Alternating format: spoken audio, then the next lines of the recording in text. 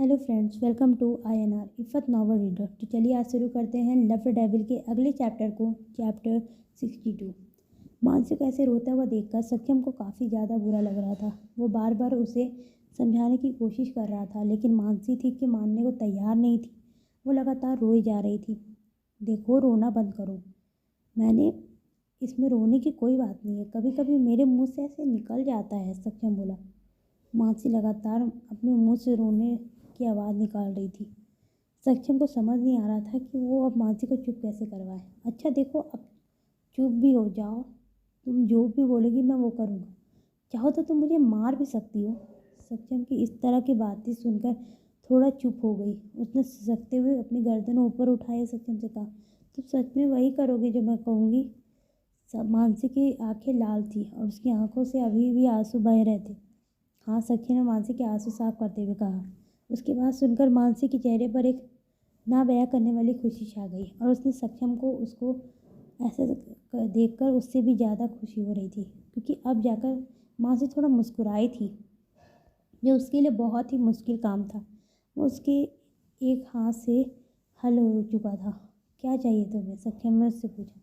मुझे कुछ नहीं चाहिए, मुझे तुमसे एक वादा चाहिए, मानसी ने कहा। वादा? कैसा वादा? सक्षम थोड़ा परेशान हो गया। ये वादा कि तुम हमेशा मुझे अपने पास सुलाओगे, कभी भी मुझे खुद से दूर नहीं करोगे और मुझे कभी डांट नहीं लगाओगे, मानसी ने मासूमियत से कहा। उसके बाद उसने सक्षम को और भी ज़्यादा हक कर लिया। सक्षम का एक्सप्रेशनलेस चेहरा फिर से एक बार पिघल गया।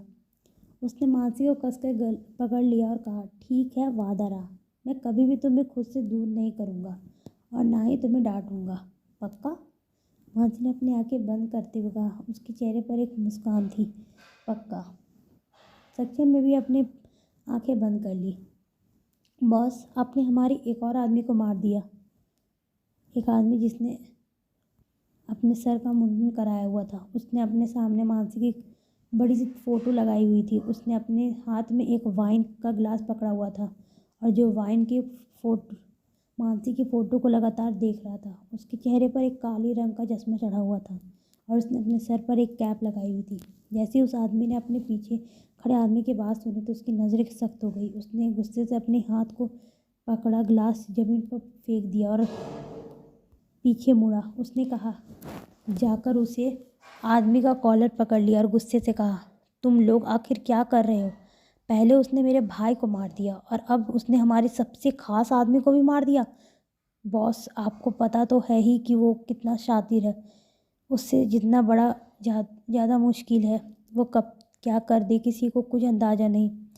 एक तरह से उस आदमी ने इस वक्त सक्षम की तारीफ़ ही कर दी थी।